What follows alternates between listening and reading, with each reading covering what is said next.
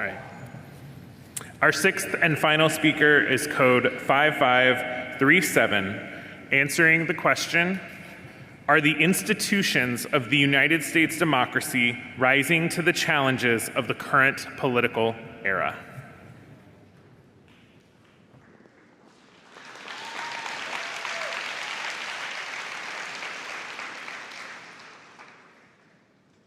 Recently, President of Mexico, Andrés Manuel López Obrador, made an incredibly bold statement.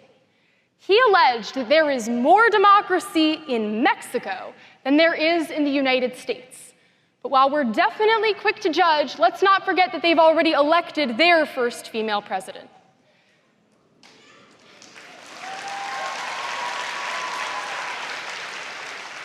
But even beyond that, there's a kernel of truth to what he said. The Brookings Institute explains on January 6th of 2023 that on the January 6th, 2021 insurrection at the United States Capitol, many Americans saw democracy being challenged in front of their eyes for the very first time. And it brought it as an issue to the very forefront of the American collective conscious. As a result, the Biden administration and the presidency has centered democracy as an issue to fight for. But despite that, ABC polling from February of this year found that 82% of Americans believe that democracy is under threat in the United States. Now we have the 2024 presidential election coming up, where we have to choose between a candidate who's not exactly inspiring and the man who inspired the reason we're worried about democracy altogether. But understanding that, and understanding that it's important to know the state of our democracy so we can preserve it, it becomes imperative to ask the question, are the institutions of United States democracy rising to the challenge of the current political era? And the answer is tragically no. Our most major institutions are losing their democratic character. First, voting protections at the state level. Second, the Supreme Court. And third and finally, media and information. One of the most important aspects of American democracy is the idea of one person, one vote. But recently, state legislators have been trying to take away both of those things, which is why the first reason that the institutions of United States democracy are not rising to the current challenges is because of the degradation of voting protections on the state level. The Center for American Progress explains on March 25th of this year that some of the biggest triumphs of our democratic institutions have been in the field of voting protections. In fact, the 13th, 14th, 15th, and 19th Amendments, the Reconstruction Amendments, and the Women's Suffrage Amendments represent some of the biggest strides forward in both voting and democracy. Beyond that, there's federal legislation that's designed to prevent any interference with voting. But ultimately, state governments have decided that that's not the way they want to go. The Brennan Center for Justice explains on June 14th of this year that from just January 1st to March 29th of 2023, 15 different states passed 18 pieces of legislation, all of which made it harder to vote, between restricting mail-in voting and voter registration altogether. And considering that the Pew Research Center explains that only 2/3 of Americans vote in presidential elections to begin with, ultimately these state governments are sabotaging our democracy by making it harder for us to have a voice in it. In 1893, the United States Supreme Court made what was quite possibly the most consequential decision of their entire existence. In a 9-0 unanimous ruling, they decided that a tomato is a vegetable and not a fruit.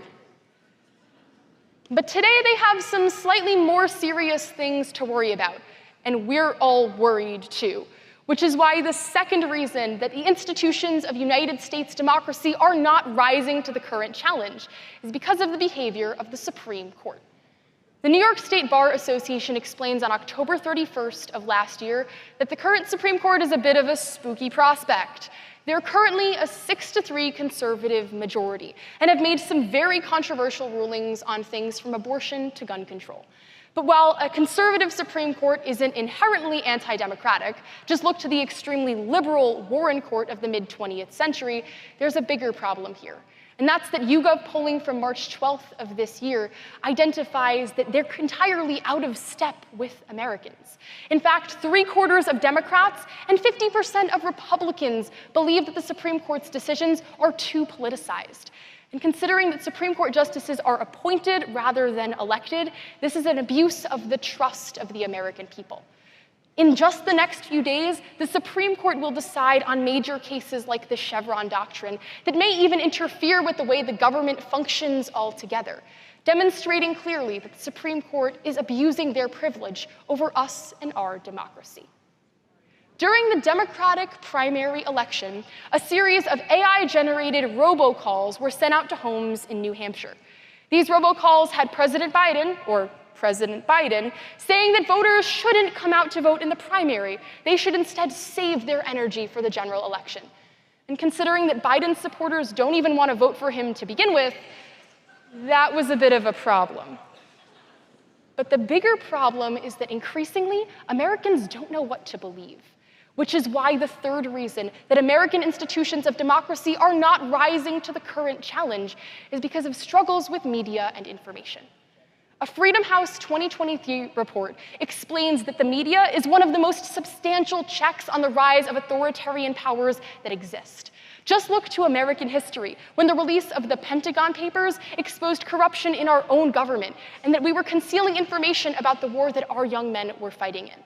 Today, look overseas to countries like China and South Africa, where journalists are risking their lives to expose corruption and abuse of their own governments. But in the United States, where we have the ability to have a free and effective press, we take it for granted.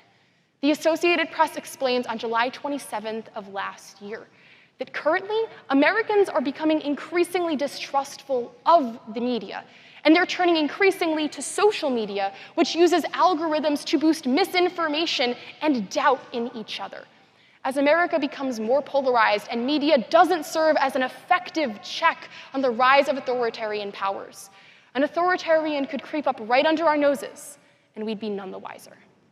So when we return to today's question, are the institutions of United States democracy rising to the challenge of the current political era?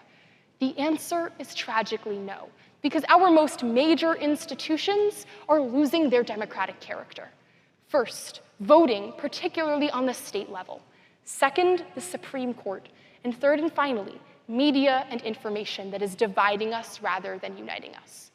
Ultimately, AMLO may have gone a little bit far in saying that there is more democracy in Mexico than in the United States, female presidents aside.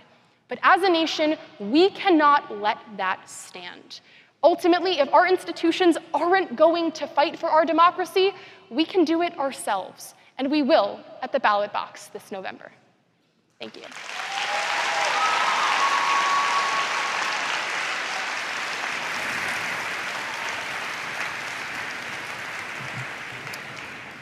Our sixth speaker will be cross-examined by Speaker Code 5714.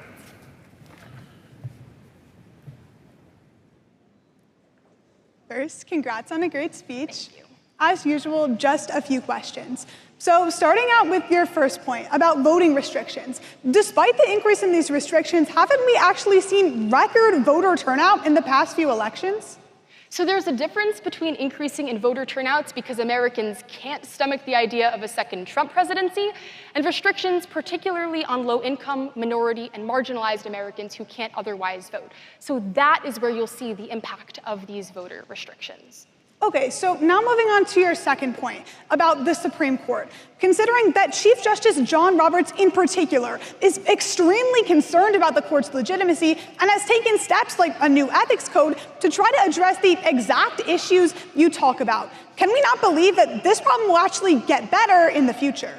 So there's two answers to that. First, even if you add Chief Justice Roberts to the other three liberal justices, there's still quite a few more, a majority, that don't side with him.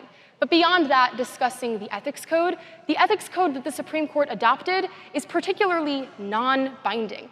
And even more importantly than that, Justice Samuel Alito, who recently demonstrated that he has reason to believe that he has interference in January 6th related cases, has refused to recuse himself and abide by that ethics code. So it's clearly not a binding solution. Okay, so now moving on to your third point about media and the rise of misinformation. Hasn't the internet and the many forms of media we see on it actually been able to democratize the exact type of information Americans need to exercise their rights, like voting, actually supporting our democracy? Maybe in the early 2000s it did, but ultimately today what we see is a rise in the particular prodding of Americans to split further into partisan groups. Social media algorithms are designed to sort people into echo chambers that reinforce their partisan biases, and even foster conspiracy theories like QAnon, all of which undermine our democracy and lead to events like the January 6th insurrection. Great speech. Thank you.